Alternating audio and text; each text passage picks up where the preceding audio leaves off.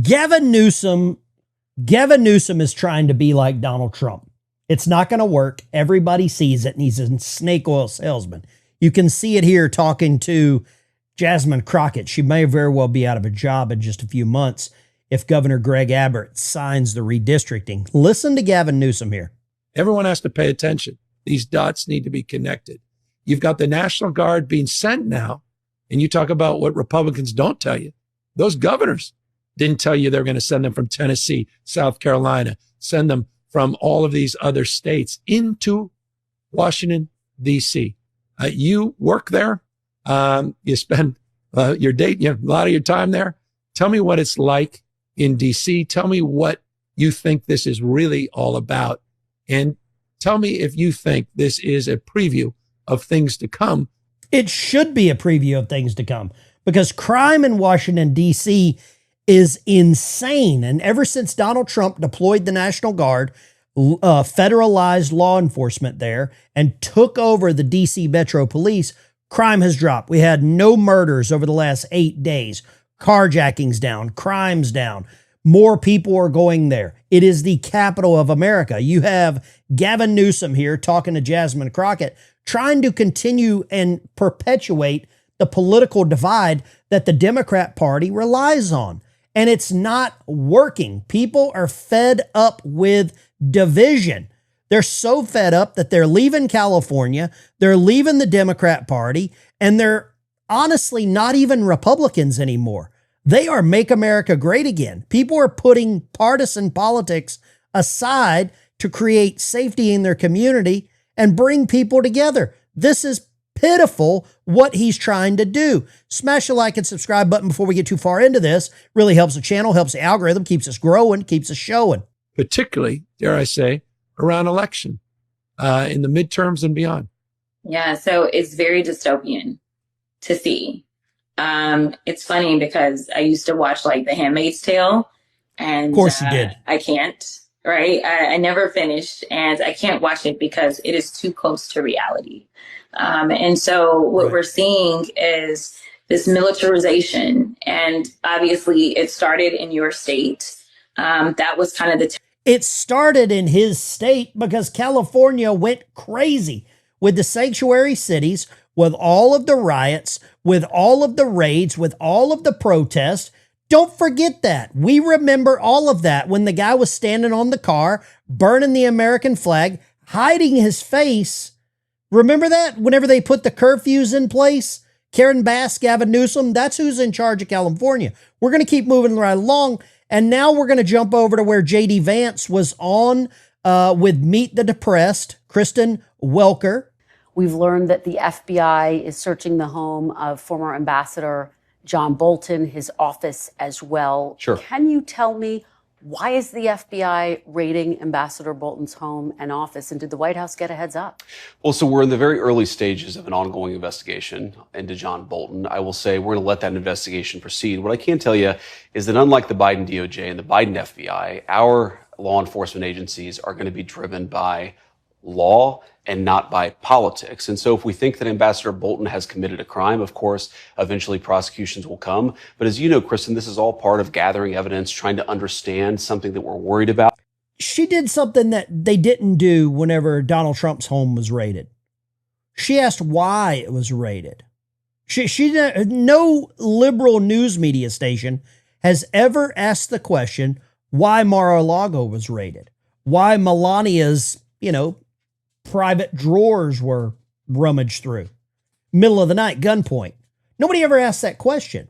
Nobody ever asked the question of why it was done the way it was done. But now John Bolton's going to be the martyr for the Democrat Party.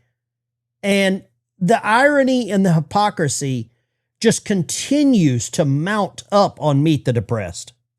And of course, I'll let the FBI comment on the next stage of the investigation. What's at the root of this? Is this about classified documents? Well, of course it is. Speak to that. Classified documents are certainly part of it, but I think that there's a broad concern about Ambassador Bolton. They're going to look into it. And like I said, if there's no crime here, we're not going to prosecute it. If there is a crime here, of course, Ambassador Bolton will get his day in court. That's how it should be. But again, our focus here is on, did he break the law? Did he commit crimes against the American people? If so, then he deserves to be prosecuted.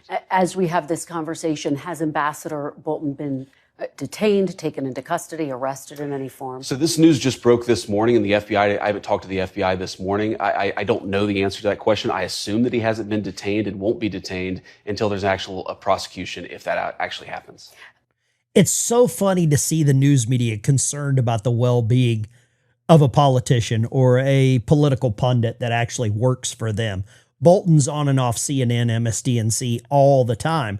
So naturally, they're concerned with him. They're more concerned with him because he lost his security clearance and he couldn't leak classified information to the news media, which is probably why, allegedly, that his home was raided and his office was raided. That is where everything stems from. But it's so good to see the Vice President of the United States having coherent thoughts, being able to put together full sentences without word salad and just rambling.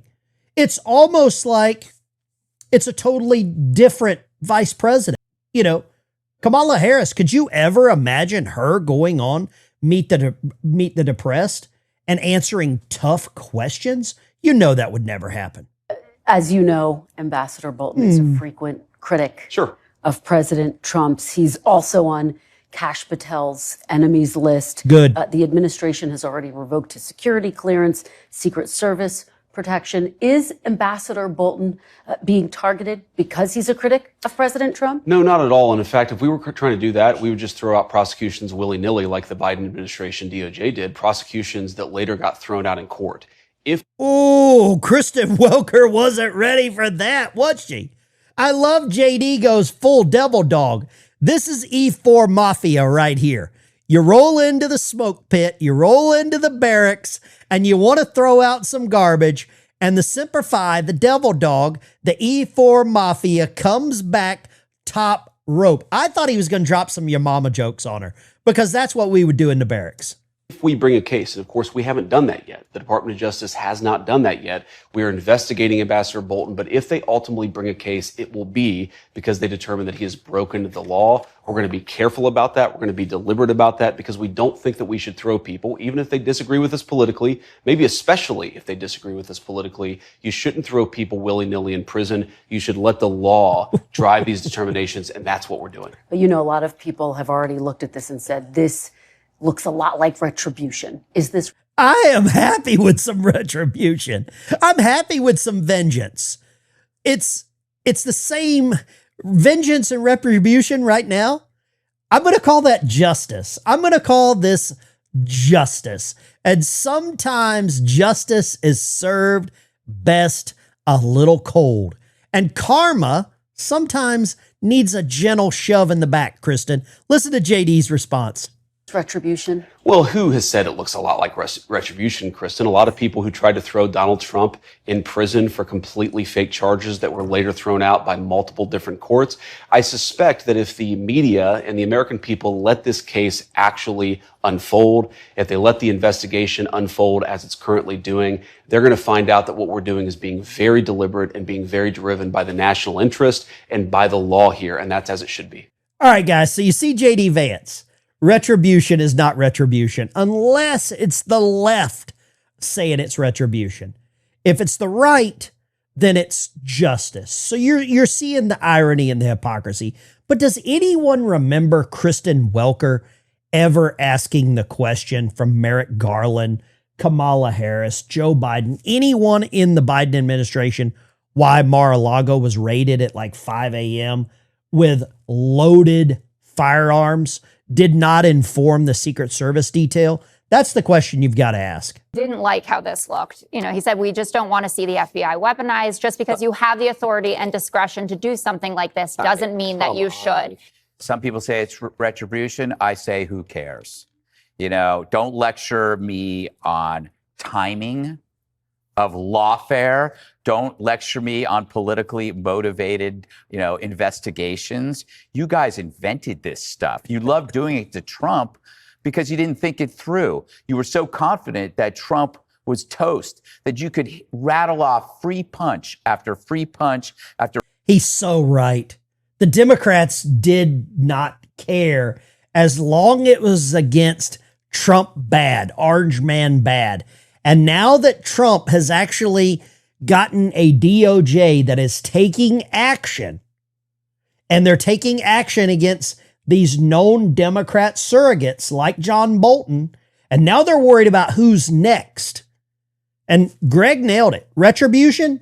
Who cares? Their free punch without any fear of reprisal.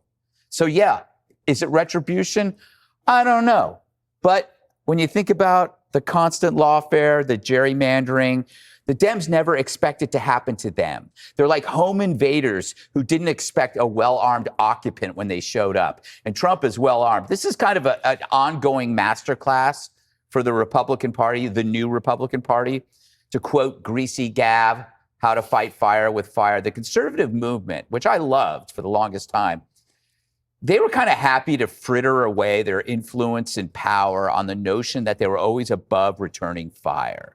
Oh, I write for National Review. This is disgusting. Let's write a 4,000-word piece on judicial reform. And then they don't do anything. They go back and smoke their cigar. They always felt that it was beneath them to get in the ring and hit back. So it's one of the presents that Trump gave the Republicans that they desperately needed were balls the size of Jupiter. And if Greg Gutfeld nailed it. Finally, the Republican Party is starting to get some testicles, some guts, some testicular fortitude. And it came from a 79-year-old billionaire that the Democrats have turned into Batman. He is Bruce Wayne without all the gadgets. Well, hell, he might have all the gadgets now that he's commander-in-chief, but Greg Gutfeld nails it. It is time the Republican Party saddles up the big horse, gets off the Shetland, and let's get on the big Tennessee Walker, and let's start really doing some effective political movement. And that's what's happening. Donald Trump has enabled Texas, has enabled Governor DeSantis, has enabled Governor Sanders in Arkansas, has enabled all of these other Republicans that needed just a little bit of a shove, almost like the Wizard of Oz. Some of them needed some courage. Some of them needed a heart. Some of them needed some guts. Some of them just needed a kick in the rear. But it's nice to see it happening, and we've got more of it. Yeah, definitely China is all involved in Venezuela. I remember when I was there, I once went to a military outpost and I was embarrassed because I saw the Chinese flag waving in this military place where, in a military place in Venezuela, you should only see Venezuelan flags, and that's about it. I saw a Chinese flag, I saw a Cuban flag, an Iranian flag. That doesn't really make sense. So all of these countries are openly operating in Venezuela to harm American interests in the region. And it's such a good news that President Trump is finally taking notice and acting accordingly to stop this. Well, we're looking at something very historic about to happen. All eyes on Latin America. If Donald Trump succeeds if President Trump succeeds in cleaning up the Western Hemisphere from Maduro and his very nefarious influences with cartels, the Chinese and the Iranians, I think it may be his greatest foreign policy success. I firmly believe that this is exactly what happened. The Chinese government took advantage of the distraction with the Ukraine and the Russian war. And all eyes were there. And at that same time, China was loading up the cartel's Maduro regime with vitamin F, with fentanyl. And they were basically enabling Maduro's regime to bring in this toxic, horrible drug into America to weaken our cities. At the same time, in exchange for doing that and giving them the products, the Maduro regime was helping transport and move illegal Chinese military-aged men through the southern border here into the United States. And there are cells all over the United States. And I firmly lay the blame at the foot of the Chinese government.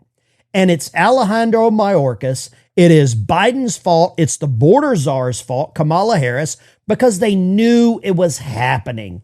Everyone knew it was happening. And now Donald Trump has deployed 6 destroyers off the coast of Venezuela, 4,000 Marines. We're going to see some boots on the ground. It's going to get a little Western down there. And I'm going to say right now, it's about damn time. If we would deploy National Guard to our capital cities, why shouldn't we deploy some troops to go combat the actual terrorist cells that have now been designated as cartels? Why not? They've done more damage to the United States than any organization in the Middle East or Afghanistan, the Taliban, the Houthis, any of these other, ISIS. They've done more damage, and it's right here in our own backyard. And it's about damn time that we have a president that sees it for what it is. It's a danger. It's a threat to national security, and it's time to get fixed. Guys, thanks for tuning in. I really appreciate you watching. Check out the channel sponsor, Chapter. Give them a call. They're going to help you pick the right Medicare plan. Maybe you're on Medicare. Maybe you don't know if you've got the right plan. If that's the case, just give them a call. It's free, doesn't cost you a penny. On average, they're going to save you between $1,100 and $1,200 per year. Give them a call, 332-867-1305. This is a Ben Dykes Show. Thank you for watching. Thank you for subscribing. And check out the channel sponsors. It keeps the show alive. See you on the road.